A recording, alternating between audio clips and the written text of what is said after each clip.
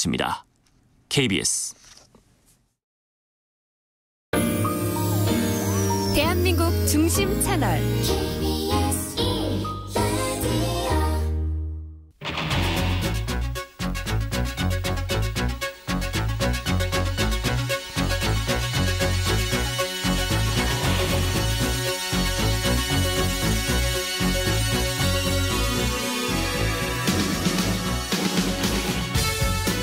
안녕하십니까. 성기영의 경제쇼 아나운서 성기영입니다. 표준지 공시지가로 산정한 개별 토지의 단위 면적당 가격을 개별 공시지가라고 하는데요. 재산세를 비롯한 각종 세금의 기초가 되기 때문에 정확하게 알아둘 필요가 있습니다. 개별 공시지가 산정 방법부터 개별 공시지가 열람하는 방법 그리고 이의 신청하는 방법까지 자세히 알아보겠습니다. 대다수의 사람들이 안정적인 노후를 위해서 열심히 저축도 하고 또 투자도 하곤 하죠. 그런데 돈을 모으는 것만큼이나 그 돈이 생각지 않은 곳으로 빠져나가지 않도록 하는 것도 중요한데요. 노후를 위협할 수 있는 불필요한 지출을 예방하는 법에 대해서 오늘 알아봅니다. 이 시간 유튜브로도 함께하겠습니다.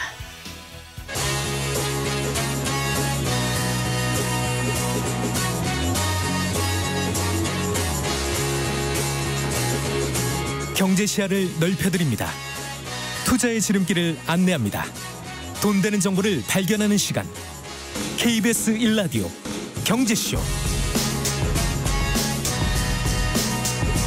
먼저 오늘의 주요 경제 뉴스부터 살펴볼까요? 경제 뉴스 브리핑 손석구 경제평론가와 함께합니다. 어서 나오십시오. 네, 안녕하세요. 안녕하세요. 자, 코리아 디스카운트 해소를 위한 기업 밸류업 프로그램의 그 구체적인 세부안에 대해서 여러 전망들이 나오고 있는데 네. 일단 오늘 최상목 경제부총리가 법인세 인하를 언급했죠. 네, 그렇습니다.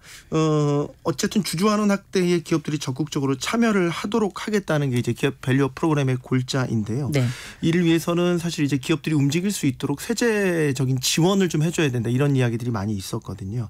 오늘 거기에 대한 구체적인 이야기가 나온 겁니다. 그래서 정부가 배당을 확대한다든지 아니면 자사주 소각을 통해서 주주들에게 이익을 돌려준 기업에 대해서는 법인세를 깎아주겠다 이렇게 방향을 밝혔고요.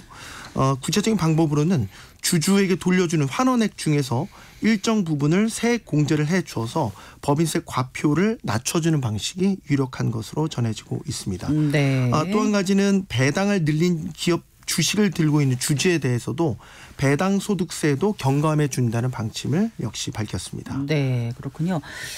자, 그리고 일본 중앙은행이 17년 만에 금리 인상 단행했죠. 네. 일본은행은 오늘 열린 금융정책결정회의에서요. 기준금리를 현행 마이너스 0.10%에서 0에서 0.1%로 상향하기로 결정했습니다. 일본은행이 금리를 인상한 건 2007년 2월 이후 17년 만입니다. 일본은행은 경기 부양을 위해서 지난 2016년 2월에는 마이너스 금리 정책을 도입을 했었어요. 네. 그러니까 즉 은행에 돈을 맡기면 오히려 은행이 비용을 내야 되는 이런 구조를 말하는 겁니다. 즉 유동성을 은행에 묵지 않겠다. 최대한 시중으로 풀어서 경제를 활성화하겠다. 이런 목표를 갖고 있는 정책이고요. 그런데 이제 이번에 금리를 0에서 0.1%로 올리면서 이제 마이너스 금리는 8년 만에 그 정책을 전환하게 됐습니다. 네. 또 중요한 게 있습니다. 이 일본은행이 또 했던 게 수익률 곡선 제어 YCC라고 하는데요. 네. 이 YCC도 폐지를 했고요.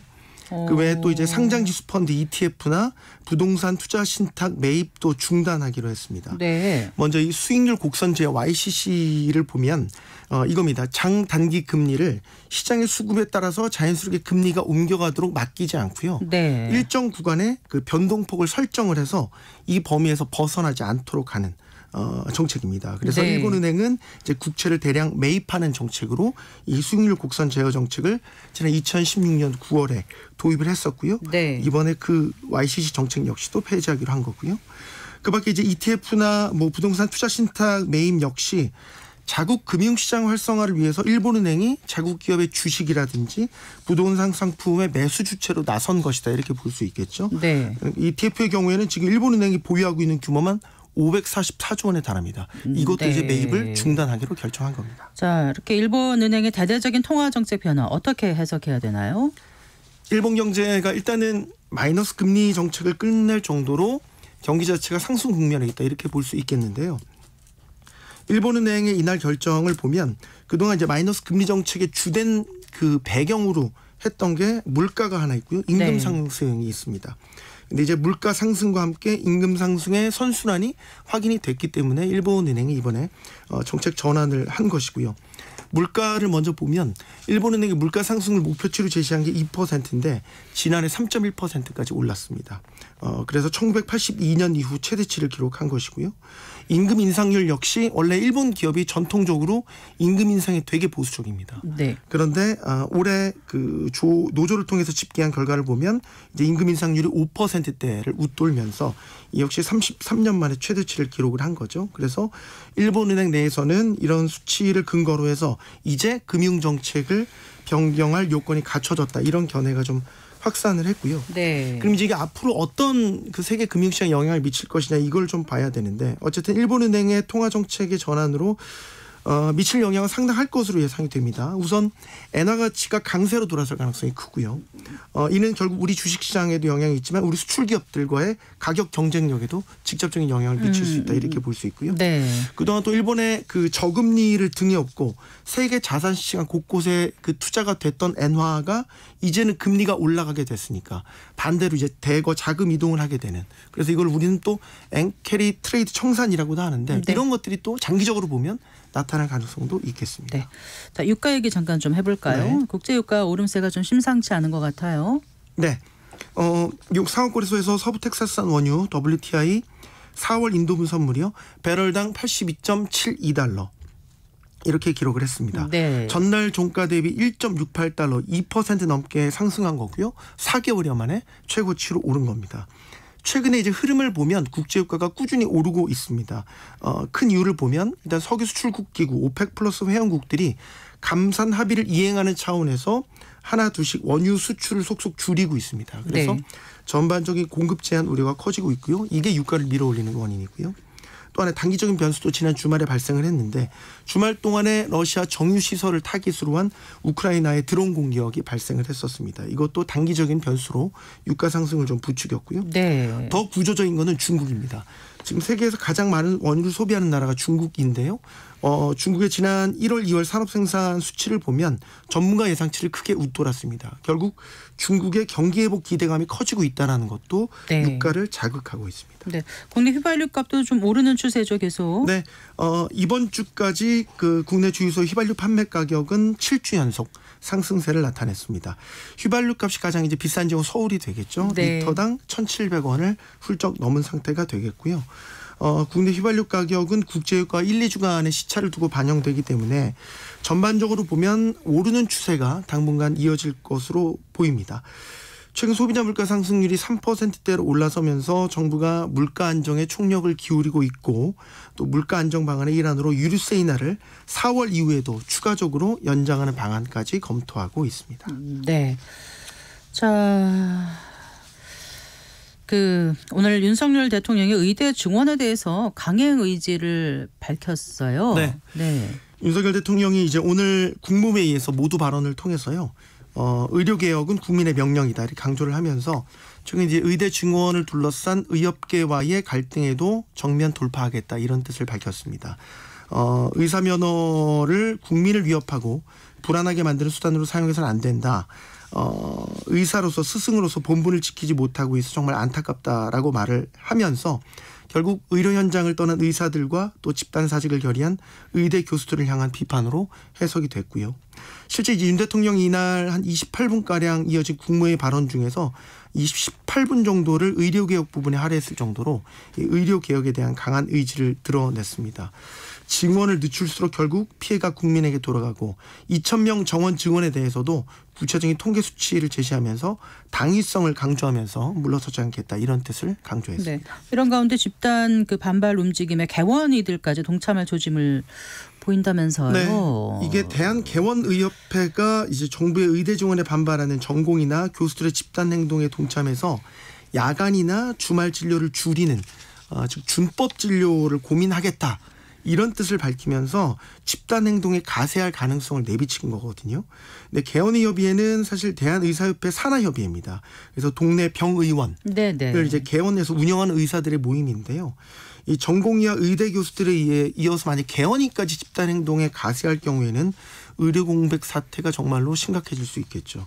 그런데요, 이제 개원인은 전공의와 달리 이제 공정거래법의 규율 대상입니다. 사업자니까요.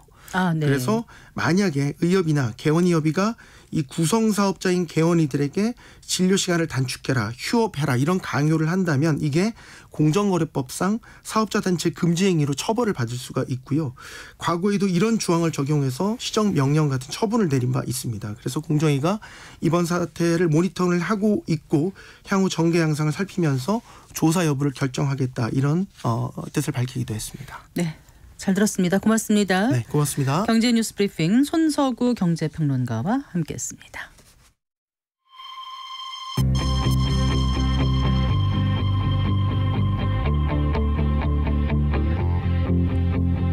경제 전문가의 원포인트 레슨. 꼭 알아야 할 정보와 이슈를 알기 쉽게 풀어드립니다. 대한민국 경제 고수와 함께 투자의 맥을 짚는 KBS 일라디오 경제쇼. 진행의 성기영 아나운서입니다.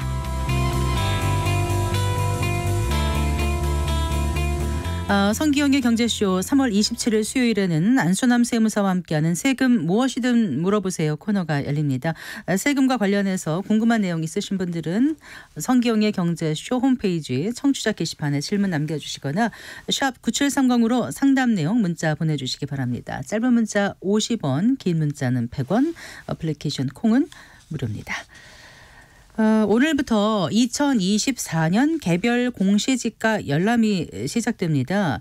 소유한 부동산의 개별 공시지가가 얼마인지 알아두는 게 왜 중요한지 알아보고요. 또 열람 방법부터 이의신청 방법까지 꼼꼼하게 살펴보겠습니다. 설춘환 세종사이버대학교 부동산학과 교수 스튜디오에 모셨습니다. 반갑습니다. 네, 교수님. 안녕하세요. 안녕하세요. 일단 개별 공시지가하고 또 표준지 공시지가하고 어떻게 다른지 좀 설명해 주시겠어요? 네, 일단 그 공시지가라고 하는 것은 국가가 공시한 그 단위 면적당 토지 가격이다 이렇게 좀 말씀을 좀 드리면 될 것 같고요. 네. 통상 이제 제곱미터당 가격이 좀 공시가 되는 겁니다. 실제로 이제 국가가 인정한 공시 가격이라고 이해하시면 좋을 것 같고, 네. 원래 이제 매년 그 국토부 장관이 전국의 토지를 가치를 조사하고 평가해서 원래 이제 단위 면적당 토지의 가격을 공시하게 되어 있는데요. 먼저 그러기 위해서는 첫 번째 표준지 공시지가를 산정하게 됩니다. 네. 사실 이제 국토부 장관이 우리나라 토지 전체를 대상으로 매년 그 적정 가치를 평가하는 것은 사실 굉장히 어렵습니다. 네. 약 한 3,800만 필지가 되는 것이거든요. 전국에 이제 실제 개별 공시지가를 정해야 되는 것이 3,800만 필지. 우리 이제 청취자 여러분들이 좀 어려울 수 있는데 필지라고 하는 것은 우리가 통상 이제 몇 번지 뭐 네. 1번지, 2번지, 3번지, 뭐 4번지 이런 것을 좀 이해하면 좋을 것 같고, 이 중에서 대표성이 인정되는 약 한 50만 필지를 표준지로 좀 선정을 하게 되고요. 네. 그 표준지의 가치를 평가해서 단위 면적당 적정 가격을 산정하는 것인데, 이것이 기본적으로 표준지 공시지가다. 쉽게 얘기하면 약간 대표성 있는 네. 토지 가격, 샘플 가격을 산정하는 것을 우리가 통상 표준지 공시지가라고 하면 좋을 것 같습니다. 네. 그럼 개별 공시지가는요? 네, 일단 개별 공시지가라고 하는 것은 중요한 것은 이제 이 표준지 공시지가를 가지고 개별 공시지가를 좀 이제 산정하게 되어 있는데요. 네. 기본적으로 이제 그 각 지자체별로 정해진 표준지를 부동산 가격 알림이를 통해서 이제 우리가 확인할 수가 있는 건데, 기본적으로 3,800만 필지의 이제 개별 공시지가를 이제 산정하기 위해서는 앞서 얘기한 그 표준지 공시지가를 기준으로 해가지고 시군구청이 네. 기본적으로 이제 개별 공시지가를 산정한다라고 좀 보시면 좋을 것 같은데, 네. 표준지 공시지가하고의 어떤 각 개별 각 개별 토지의 어떤 특성을 고려해서 개별 공시지가를 산정한다라고 이해하시면 좋을 것 같은데, 기본적으로 이제 이 개별 공시지가가 이제 어찌 보면 개별 토지들의 단위 면적당 가격을 우리가 통상 개별 공시지가라고 이해하시면 좋을 것 같고, 그러니까 표준지 공시지가를 기준으로 개별 토지의 특성을 감안해서 개별 토지들의 단위 면적당 가격을 결정해서 발표하는 게 개별 공시지가다. 맞습니다. 그래서 표준지하고 개별 공시지가는 어쨌거나 토지에 대한 부분이다라고 하는 점도 이해하시면 좋을 것 같습니다. 네, 그래요. 그러면은 표준지 공시지가를 기준으로 해서 개별 공시지가가 계산되는 거를 조금 좀 더 구체적으로 예를 들어서 설명해 주시겠어요? 네, 일단 전국에 이제 개별 공시지가를 구해야 될 필지가 기본적으로 이제 무려 한 3,800만 지가 된다. 중요한 것은 이제 물리적으로 이것을 하나하나씩 감정 평가사가 산정하는 것은 굉장히 어렵다. 그래서 앞서 얘기한 것처럼 대표성 있는 표준지를 정하고 그 네. 표준지의 공시지가를 산정한 다음에 앞서 얘기한 것처럼 그 시군구청장들이 이 표준지를 기준으로 토지의 어떤 특성을 비교해서 기본적으로 이제 개별 공시지가를 산정한다라고 보시면 좋을 것 같은데요. 제가 이제 현재 여기 지금 저희 방송을 하고 있는 것이 이제 KBS 본관 주소지가 네. 제가 보니까 여의도동 18번지로 네. 되어 있더라고요. 그래서 이제 이 토지의 개별 공시지가를 산정할 때 이 네. KBS 본사에서 가장 가깝게 있는 표준지가 있더라고요. 오. 일단 영등포 여의도동의 표준 공시지가가 한 27개밖에 되지 않습니다. 네. 실제로 뭐 우리가 뭐 영등포구 신길동 이러면은 한 373개 정도까지 있거든요. 네. 그러고 보면 여의도가 좀 땅덩어리에 비해서 좀 필지수는 좀 작구나. 그럼 어찌 보면 필지는 다른 데보다 좀 크기가 크다, 한 필지가. 네, 맞습니다. 네. 그런 부분이 될 것 같은데 제가 이제 이 KBS 본관 건물에서 제일 가까운 아까 그 표준지 공시지가가 있는 곳 네. 여의도동의 17-16번지인데요. 네. 여기 이제 그 한국방송공사 신관 북동측 인근의 땅. 네. 네, 9호선 이제 국회의사당역에서 멀지 않은 곳이더라고요. 네. 여기 보니까 표준지 공시지가가 1,299만 원. 네. 그렇게 되어 있고요. 지금 여기 KBS 방송공사의 공시지가는 표준지 공시지가보다 좀 쌉니다. 한 1,233만 원. 네. 네, 아마도 이제 그 가격 차이가 조금 나는 이유는 9호선 국회의사당역에서 KBS 본관보다 조금 더 가깝게 있어서 표준지 공시가가 있는 그곳이 좀 더 비싸고 여기가 좀 더 싸다라고 하는 점이 있고요. 제가 이제 오늘 방송을 오면서 오늘 저 공시가 됐거든요. 네. 표준지 공시가가 또다시 네. 개별 공시가랑 오기 전에 확인해 보니까 아까 그 표준지 공시가는 작년도보다 19만 원 상승했더라고요. 네. 그럼 한 1.7%. 그다음에 여기 KBS 본관도 12만 원 정도 상승을 했습니다. 그러니까 네. 기본적으로 올해 한 1.5% 정도 공시가가 상승한 걸로 되어 있는데 여의도가 약간 거기에 좀 비슷하지 않느냐 네. 그런 생각이 듭니다. 그러니까 그 표준지 공시지가를 기준으로 해서 개별 공시지가가 지금 이제 정해진다고 말씀하셨잖아요. 네. 그러면 표준 공시지가 산정 시 어떤 게 중요한 포인트가 될까요? 네, 일단 앞서 말씀드린 것처럼 그 대표성 있는 50만 필지를 이제 표준지를 정하는데요. 이 표준지에 대한 공시가 산정하는 중요한 포인트가 몇 가지가 있습니다. 네. 첫 번째는 주위 환경이 어떠냐. 이를테면 우리가 아파트 단지냐, 뭐 단독주택지냐, 업무주택지냐. 이런 부분이 좀 중요한 것 같고요. 네. 두 번째는 또 지목도 상당히 중요한 것 같습니다. 네. 이것이 뭐 대지냐, 또 공장용지냐, 전답이냐 이런 부분들이 있고요. 그다음에 가장 중요한 것 중에 하나는 아마 용도 지역이 아닐까 네. 그런 생각이 듭니다. 그래서 기본적으로 이제 우리가 주거 지역 또는 뭐 상업 지역, 준공업 지역, 녹지 지역이 있는데요. 아마 일반 우리 청취자 여러분들도 다 잘 아시다시피 아무래도 이제 상업 지역이 좀 비싸고요. 주거 지역은 좀 싸고 녹지 지역은 조금 더 싼 이런 부분이 있고 그다음에 또 하나 중요한 것은 도로 전면이 또 상당히 중요한 것 같습니다. 네. 얼마나 넓은 도로에 또 얼만큼 또 접해 있느냐 네, 이런 네. 부분도 상당히 중요한 것 같고요.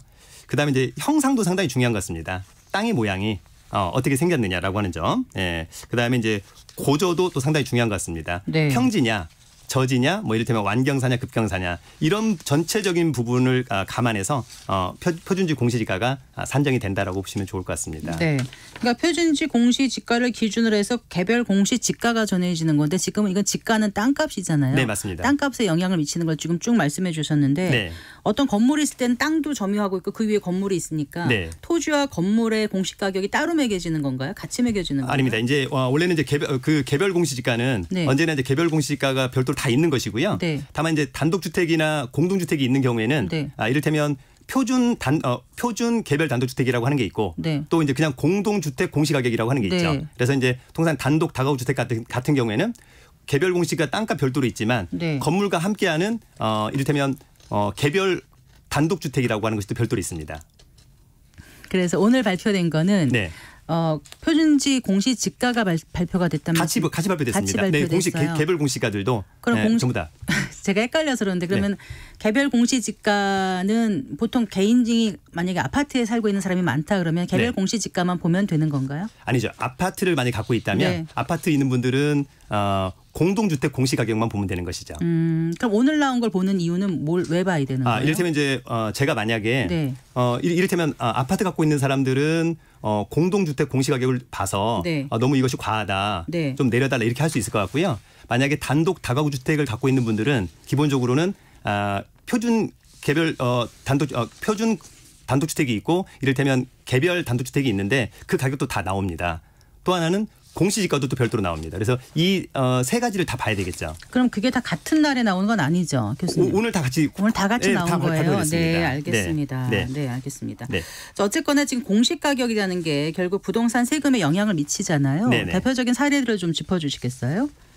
네, 일단 저희가 이제 이런 어떤 표준지하고 이를테면 이제 표준지를 감안해서 개별 공시지가가 나오는 거 아닙니까? 네. 근데 이제 이 개별 공시지가를 기준으로 해서 일단 기본적으로 세금이라고 하는 부분들이 많이 이제 기준이 되기도 한다라고 하는 점을 좀 이해를 하시면 좋을 것 같습니다.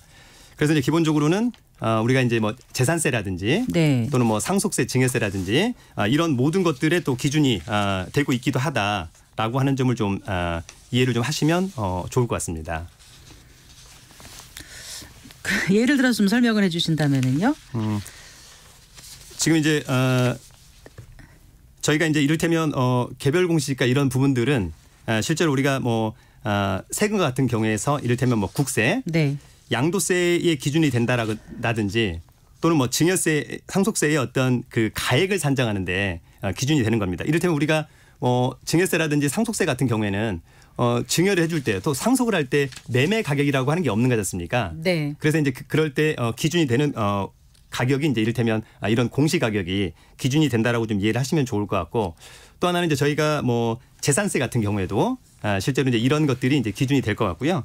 또 하나 나중에 뭐 개발 부담금이라든지 국공유 재산의 어떤 대부료 이런 이제 대부료 산정을 위한 기준도 된다. 좀 이렇게 이해를 좀 하시면 좋을 것 같습니다. 네. 자, 그러면 실거래가와 주택 공시 가격은 어느 정도 차이가 납니까, 보통? 네, 일단 실거래 가격 대비 지금 최근에 본 이제 통계를 좀 보니까요. 실무에서는 단독주택 같은 경우에는 실거래가 대비 한 51.85%, 그다음에 이제 공동주택 같은 경우에는 한 68.1% 정도의 현실화율이 되어 있는 것 같습니다. 그러나 이제 제 개인적으로 봤었을 때 저가의 주택인 경우에는 이런 퍼센티지가 맞습니다만 기본적으로 이제 오히려 고가 주택인 경우에는 오히려 큰 차이가 좀 있는 것 같고 앞에서 언급한 바와 같이 개별 주택 공시 가격 같은 경우에는 시세의 채 2분의 1도 또 3분의 1도 안 되는 경우도 좀 종종 있더라. 그래서 아무리 좀 개별성이 강하다라고 하는 점을 이해해도 차이가 좀 너무 많이 나는 경우도 좀 있는 것 같습니다. 네. 자, 아까 개별 공시지가 등이 뭐 국세, 지방세, 기타 뭐 국공유 재산의 대부료까지 이렇게 영향을 미친다고 하셨는데 그 밖에도 공시 가격이 또 다양한 곳에 활용이 되죠, 교수님? 네, 맞습니다. 실제로 이제 이 공시 가격이 우리가 이제 크게 보면 일단 복지 부분에서는 우리가 이제 기초연금 대상자를 판단할 때 기준이 좀 될 것 같고요. 또 지역 건강보험료를 부과할 때 네. 기준이 된다라고 하는 점도 있고 또 하나 이제 국가장학금 받을 때도 소득과 재산에서 이거 좀 중요한 것 같고요. 또 하나 이제 우리가 부담금 부분도 좀 상당히 중요한 것 같습니다. 그래서 우리가 이제 개발 부담금을 좀 부과할 때라든지 농지 전용 부담금 부과할 때도 이것이 이제 기준이 되고 있다라고 하는 점이 있고 또 하나 이제 어찌 보면 이제 행정 목적 부분에서도 많이 중요한데 국공유 재산 대부료 산정할 때도 좀 중요할 것 같고요. 나중에 이제 민사 소송 제기할 때 소가 그래서 이제 인지대 계산할 때도 좀 중요할 것 같고 네. 앞서 얘기한 것처럼 뭐 조세는 뭐 그런 세금 마지막으로 이제 부동산 평가할 때 경매에서 또는 이제 담보 평가할 때 이런 공시 가격은 대단히 중요한 것 같습니다. 네. 아까 잠깐 말씀을 하셨는데 개별 공시지가를 선정하는 주체가 정확히 누구라고요? 막 헷갈립니다. 네. 제가. 그러니까 이제 쉽게 얘기하면 아까 이제 표준지 같은 경우에는요. 네. 국토부 산하의 한국부동산원에서 네. 기본적으로 이제 전국의 표준지 공시가를 산정한다. 한국부동산원이라고 하는 것은 이제 과거의 한국감정원을 좀 이해하시면 좋을 것 같고요. 네. 어쨌거나 이 표준지를 기준으로 해서 시군 구청장들이 각 개별 공시지가를 산정한다라고 좀 이해하시면 좋을 것 같습니다. 그럼 감정평가사가 하는 역할이 있습니까? 감정평가사는 앞서서 이제 표준지 공시가를 좀 정했고요. 네. 그다음에 나중에 이제 이 개별 공시지가가 적정한지를 검증하는 그런 부분을 또 감정평가사들이 많이 개입을 한다. 감정평가사가 직접 개별 공시지가를 산정하지는 않는 그렇습니다. 거고 맞습니다. 네. 평가하는데 네, 맞습니다. 하는 네. 거군요. 그럼 오늘 발표됐다고 하셨잖아요. 개별 네. 공시지가가 오늘부터 언제까지 열람이 가능한가요? 일단 오늘부터 4월 8일까지 열람이 가능하고요. 이 4월 8일까지 같은 기간 안에 의견 제출까지는 할 수 있습니다. 공시지가 열람은 어디서 할 수 있습니까? 네, 일단 개별 공시지가나 표준지 공시지가 모두 국토부 산하의 한국부동산원이 운영하는 부동산 공시가격 알림이 사이트를 통해서 누구나 쉽게 열람을 할 수 있고요. 이 사이트에 들어가면 이를테면 뭐 토지에 대해서는 지번만 있다라고 한다면 연도별 뭐 표준지 공시지가 또 연도별 개별 공시지가를 다 확인할 수 있고요. 또한 이제 건물에 대해서는 역시 주소만 알 수 있다라고 한다면 표준 단독주택 공시가격하고 개별 단독주택 공시가격 그리고 마지막으로 공동주택 공시가격도 모두 알 수 있습니다. 이거 전부 다 그 한국부동산원에 들어가면 다 알 수 있다는 말씀이시죠? 부동산 공시가격 알림이 사이트. 부동산 공시가격 알림이 네, 사이트. 맞습니다. 거기서 운영하는. 네, 맞습니다.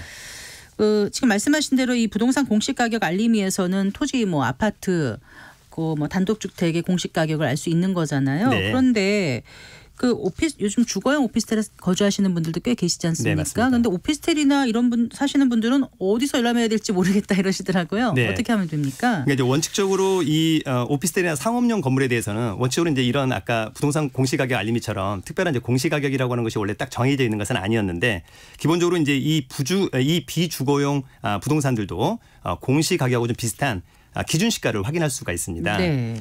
국세청의 홈택스 사이트에 가시면 네, 맞습니다. 이 오피스텔하고 상업용 건물들의 공시가격 즉 기준시가를 확인할 수 있고요. 이 기준시가도 2021년도 기준으로 보면 현실화율이 한 70% 정도 육박해 있다 좀 이렇게 이해하시면 좋을 것 같고 네. 이 기준시가는 이제 국세청 홈택스 사이트에 있는 걸 보면 지방세보다는 국세에 이를테면 이제 세금 부과 기준이 된다라고 좀 이해를 하시면 좋을 것 같고 이 주택 공시 가격처럼 이런 어떤 비주거용 건물의 공시 가격도 좀 통일된 가격 또 통일된 어떤 사이트가 별도로 있으면 좋겠다 이런 생각이 들기도 합니다. 그러니까 아까 말씀하신 그 부동산 공시가격 알림이 사이트에 들어가면 좋겠다는 말씀이세요? 네, 이 부분이 좀 별도로 와주면 좋은데 아마도 이제 관리하는 기관이 다르다 보니까 기준시가는 네. 국세청, 네. 그다음에 이제 아까 공시가격은 국토부, 여기 좀 이원화돼 있다 이렇게 좀 이해하시면 좋을 것 같습니다.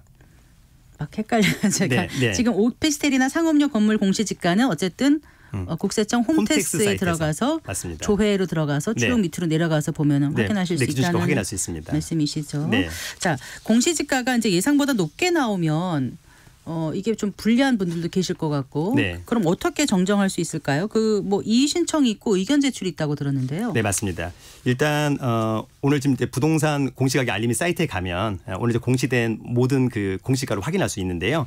오늘부터 그 4월 8일까지 일단 공시가격을 확인할 수 있고 또 4월 8일까지는 일단 의견 제출서를 제출할 수 있습니다. 네. 일단 제가 보니까 의견 제출서하고 차후에 공시지가 이의 신청서 양식이 거의 같습니다. 네. 타이틀만 다를 뿐이지 네. 거의 같다. 그렇게 놓고 본다면 실상은 똑같은 의견을 가지고 두 번의 이의를 할 수 있다. 이렇게 좀 이해하시면 좋은데 제가 봤을 때는 만약에 이번 공시가 좀 문제가 있다라고 생각되시는 분들은 가급적 4월 8일까지 일단 의견 제출을 통해서 정정이 되면 좀 좋을 것 같다라고 하는 점이 있고요. 일단 이 의견 제출 기간 내에 의견을 제출할 것이 있으면 원칙적으로 이제 시군구청장한테 이 의견서를 제출해야 되는 겁니다. 자, 기본적으로 이 시장 군수구청장이 또 이 의견 제출을 하게 되면 만료일로부터 30일 이내에 네. 심사에서도 그 결과를 의견 제출한테 통지를 해야 된다라고 하는 점이 있습니다. 이건 이제 어떻게 하면 되냐면 부동산 공시가격 알림이 사이트에서, 사이트에서? 직접 할 수 있고요. 네. 아니면 시군구청에 부동산 민원실이 있습니다. 네. 거기 가셔도 되고요. 마지막으로는 한국부동산원에 지사의 우편이나 팩스나 직접 가서 제출할 수도 있습니다. 네.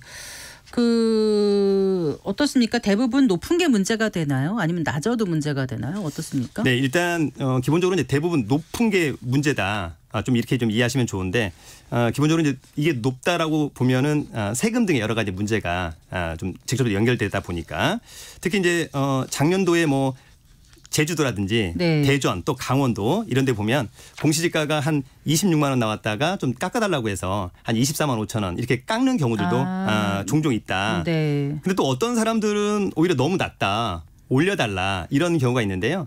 이것은 나중에 보니까 이제 소송을 네. 하고 있는 분들이 상당히 많더라고요. 예. 이를테면 이제 내 땅 위에 어떤 사람이 이제 무단으로 건물을 짓고 있다. 네. 그래서 제가 이제 그걸 철거를 하고 토지 인도를 구해야 되는 거잖아요. 네. 그러면 그 토지 인도를 구할 때 이를테면 임료 상당의 부당이 득금을 네. 좀 청구를 해야 되는데 네. 이 공시가격이 너무 낮으면 네. 제가 좀 얻고자 하는 이를테면 수익을 얻을 수 없다. 그럴 때는 올려달라고. 맞습니다. 그래서 네. 공시가격이 너무 좀 낮다라고 해서 올려달라고 하는 분들도 의외로 종종 있습니다. 근데 주택연금 가입 대상의 주택이 되려면 오히려 떨어져야 될 수도 맞습니다. 있고, 네, 그다음에 맞습니다. 뭐 신생아 대출 특례 이럴 때도 네. 그 기준이 높으면 안 되니까 좀 떨어뜨려야 되는 경우도 있고, 네. 뭐 여러 가지 그런 뭐 장학금 같은 거 말씀하셨잖아요. 네, 그런 맞습니다. 경우도 내려가는 게 유리할 수 있어서 그런 경우는 이 의견 제출이나 이의 신청을 내려가는 쪽으로 하는 분들이 계시겠네요. 그러니까 실제로 제가 한번 알아보니까요. 네. 공시가격이 좀 높다라고 이해하시는 분들이 뭐 한 거의 95% 이상 네. 좀 높여달라 네. 이런 분들은 한 뭐 5% 미만. 그런데 이렇게 보시면 높여달라고 하면 실제로 얼마나 높여주는지 궁금해. 한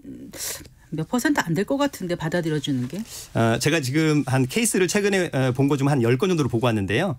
한 5에서 한 10% 정도 네. 좀 내려주거나 또 올려준 것은 오히려 한 20-30%로 올려준 부분도 있더라고요. 오히려요. 네. 네, 자 그러면 네. 어떤 식으로 이의 신청을 하면 받아들여질 가능성이 높을까요? 방법 좀 알려주세요. 네. 일단 공동주택 공시가격 같은 경우에는 네. 실제로 이걸 뭐 높이거나 낮추거나 이런 것들이 굉장히 어려울 것 같습니다. 또 이해관계들이 너무 많다. 네. 중요한 것은 이제 개별 공시지가라든지 네. 개별 단독주택 공시가격에 대해서는 좀 요것들이 좀 받아들여질 가능성이 좀 높다 이렇게 좀 보시면 좋은데 일단 기본적으로 이제 이해관계인이 좀 많지 않지 않습니까? 네. 그래서 오히려 받아들여질 가능성이 높은데 가장 중요한 것은 이제 신청 이유가 중요할 것 같습니다. 네, 막연히 너무 비싸다. 네. 이렇게 하면 안 될 것 같아서요. 네, 맞습니다. 네. 그래서 오히려 실제로 이제 이것이 왜 올라가야 되는지 왜 내려가야 되는지에 대한 그런 부분들이 상당히 좀 중요할 것 같은데 가장 중요한 것은 만약에 이제 공시가라고 한다면 네.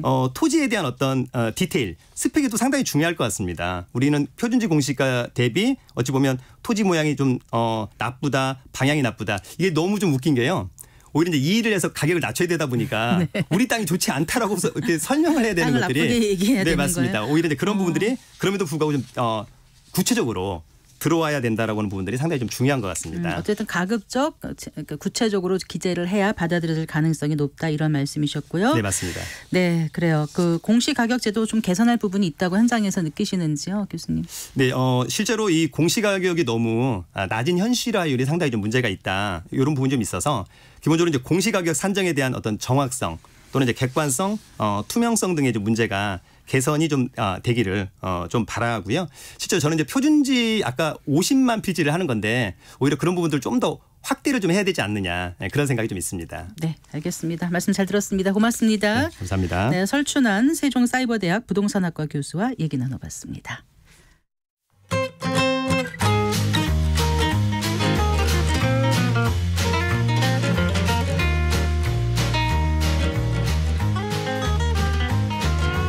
경제 맛집 투자 핫플. 지금은 돈 벌기 딱 좋은 시간. KBS 1라디오 경제쇼.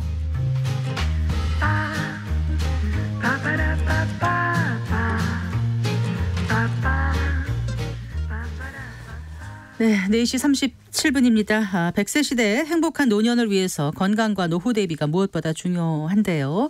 은퇴 이후 노후 자금 마련을 위해서 돈 관리 계획 구체적으로 세워보는 시간입니다. 오늘 미래에셋 투자와 연금센터의 오현민 수석 매니저 스튜디오에 모셨습니다. 반갑습니다. 네, 안녕하세요. 안녕하세요. 자, 오늘은 은퇴 자금을 위협하는 불필요한 지출과 그걸 막는 법에 대해서 좀 말씀해 주신다고요. 자, 은퇴 자금을 위협할 정도의 리스크라면은 이제 목돈이 빠져나가는 리스크가 되겠죠. 네, 맞습니다.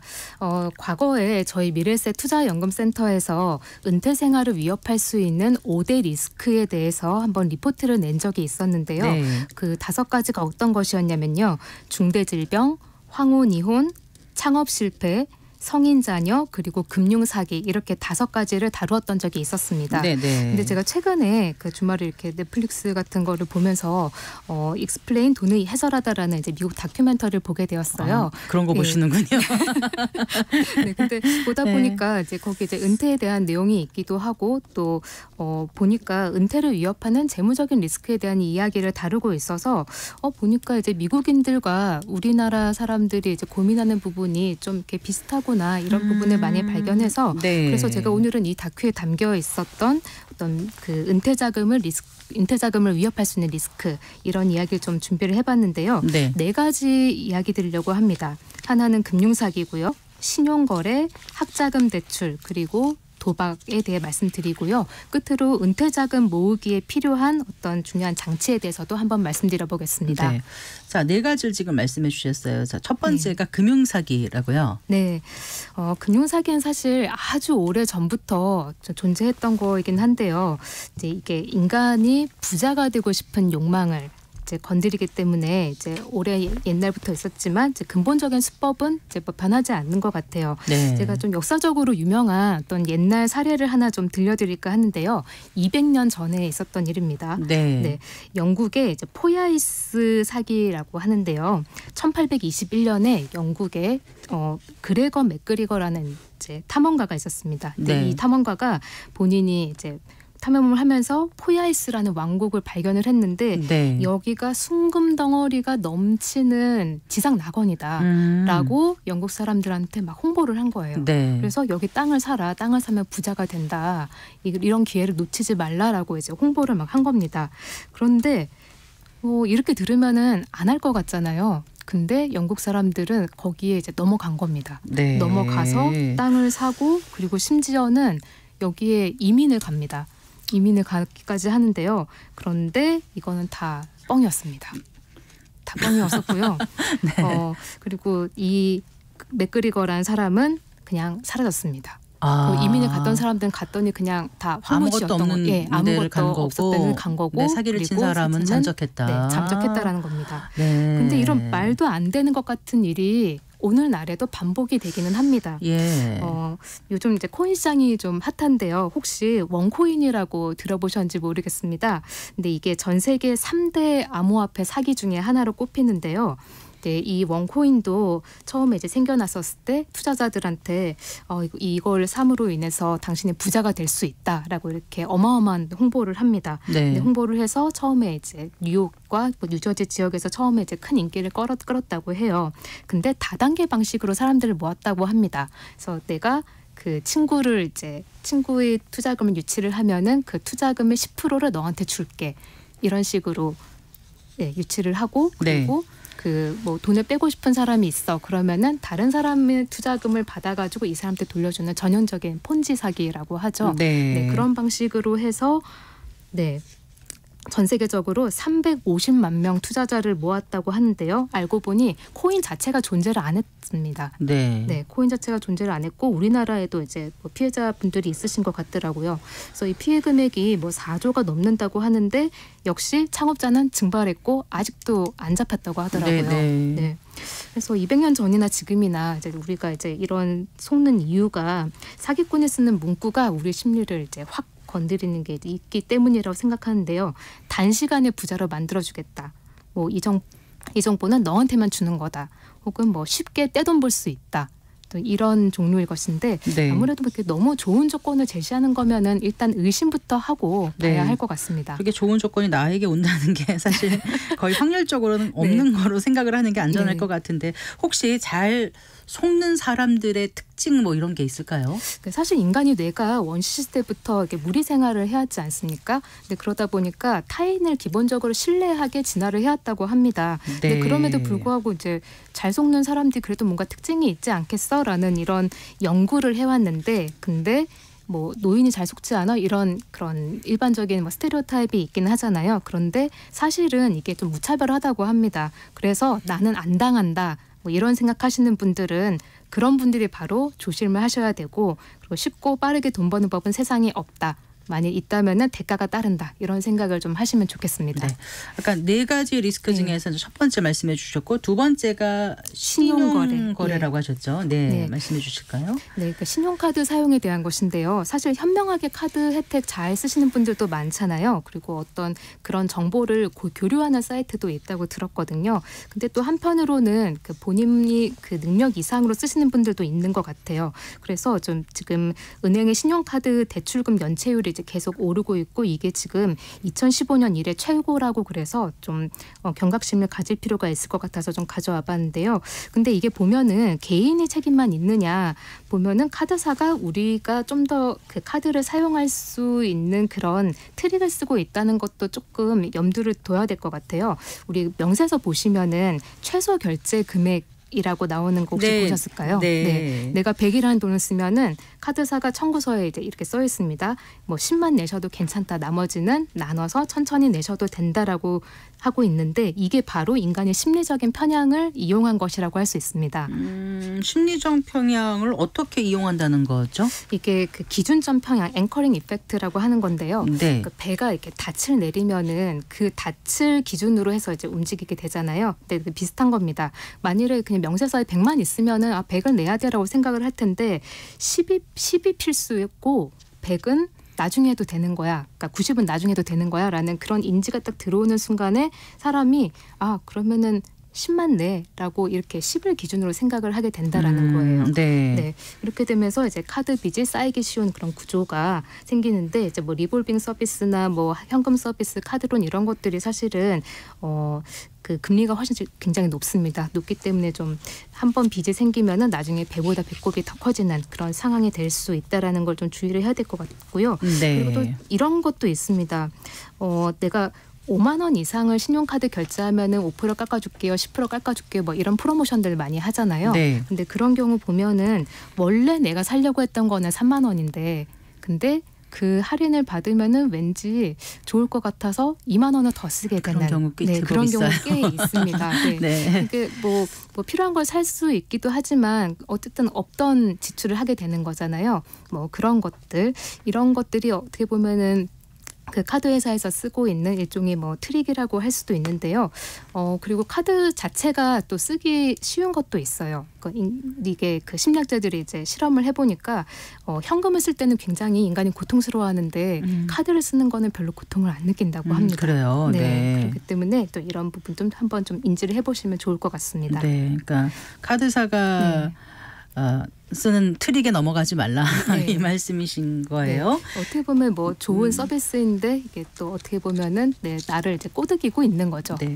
세 번째가 학자금 대출이라고 하셨나요? 네, 맞습니다. 사실 이게 좀 어려운 문제이긴 한 것 같습니다. 이게 뭐 자녀의 미래냐 부모의 노후냐 이거를 뭐 그 이분법적으로 생각하기는 좀 어렵잖아요. 네, 네. 근데 이제 미국 같은 경우는 이제 대학 학자금을 부모가 지원하는 것이 아니라 그 자녀가 이제 다 대출을 받아서 학교에 다니는 경우가 좀 대부분이긴 하다고 하더라고요. 근데 그러다 보니까 자녀가 사회에 진출하게 되면은 막대한 빚을 가지고 이제 사회생활을 시작을 하는 겁니다. 네. 근데 이게 큰 사회적 문제가 되어서 저 바이든 대통령이 최근에 학자금 대출 탕감해주겠다는 계획을 발표하기도 했습니다. 네. 근데 우리나라 같은 경우는 이제 그 부담이 이제 부모한테 주로 좀 가 있는 거잖아요. 학자금 대출 받는 대학생들도 또 있긴 해요. 네, 맞습니다. 네, 근데 대학 그 학자금 말고도 또 그 이전에 들어가는 부분도 있잖아요. 사교육비가 많이 들어가기도 하고 네. 또 대학에 들어간 다음에도 또 그 취업 준비를 위해서 학원을 다닌다든지 혹은 뭐 석사 과정을 간다든지 뭐 이런 여러 가지 비용을 생각해 보면은 뭐 단순히 뭐 학자금보다는 훨씬 더 또 클 수 있기 때문에 그 금액이 훨씬 더 좀 클 수 있다라는 거고요.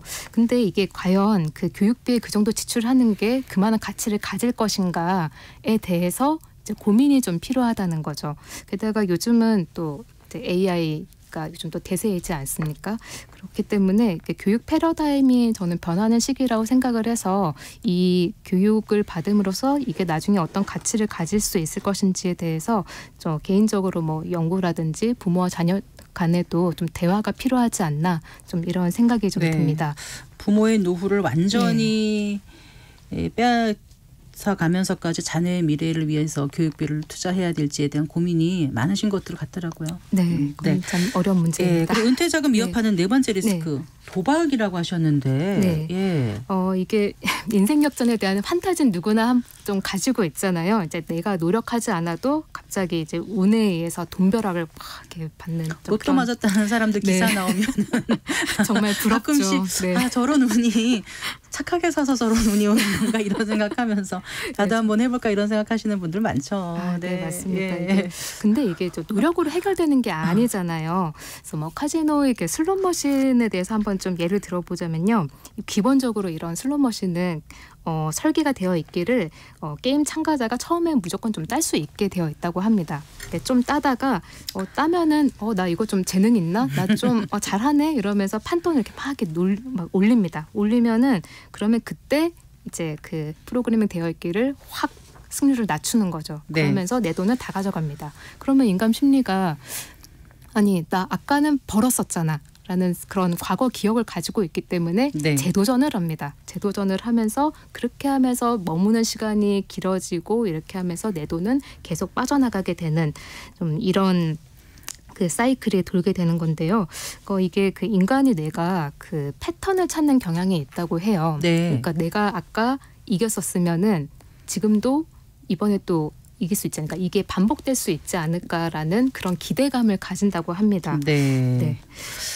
그런데 도박 그럴 땐 처음엔 좀 놀랐는데 사실 또 생각해보면 주위에 네. 그 도박과 비슷한 맞습니다. 그런 네. 사행성을 조장하는 게 꽤 제법 있어요. 네, 뭐 로또도 있고 뭐 경마나 경륜이나 또 그렇게 뭐 오프라인 하는 것이 있는가 하면은 또 요즘에는 해외 또 온라인 카지노 사이트 이런 것들도 있다고 하고요. 네. 그리고 그 자체가 도박은 아니지만 또 우리가 또 하기에 따라서 도박성이 있는 것들도 있는 것 같아요. 네. 과거에 이제 뭐 그 리니지 같은 게임이 그 사행성 조작 논란이 있지 않았습니까? 네. 그리고 저는 그리고 코인 투자도 사실 이게 뭐 장기적으로 이 코인이 뭐 가치를 가질 거야라고 해서 장기 투자하시는 분들도 있겠지만 이게 또 24시간 열려 있고 그러다 보니까 단기적인 그 가격 변동을 보면서 그거를 이제 트레이딩 하시는 분들도 적지 않은 것 같아서 그건 사실 이제 좀 도박에 가깝지 않나 네. 그런 생각이 들고요.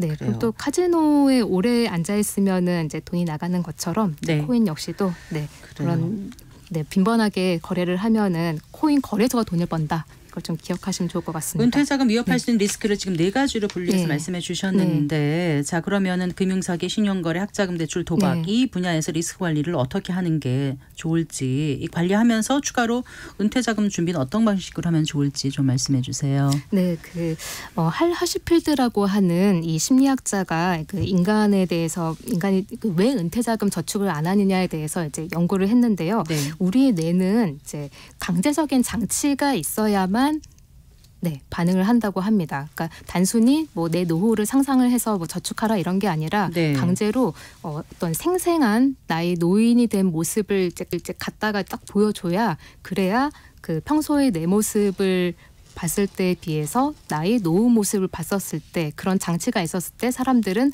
좀 더 노후 자금에 더 저축을 많이 하더라 이런 거를 그 심리학자가 이런 결과를 내보기도 했었습니다. 네. 그래서 그 내가 좀 현재에 집중하는 그런 경향이 좀 있는 것 같아요. 그러니까 네. 말하자면 내 현재 모습에 집중하려고 그러고 내 미래에 대해서는 좀 무관심하려고 하는 그런 경향이 있기 때문에 강제적인 장치가 필요한데 제가 말씀드리고 싶은 거는 그런 강제 장치로 가장 중요한 거를 권해드리고 싶은 게 바로 자동이체를 네. 좀 말씀드리고 싶습니다. 네.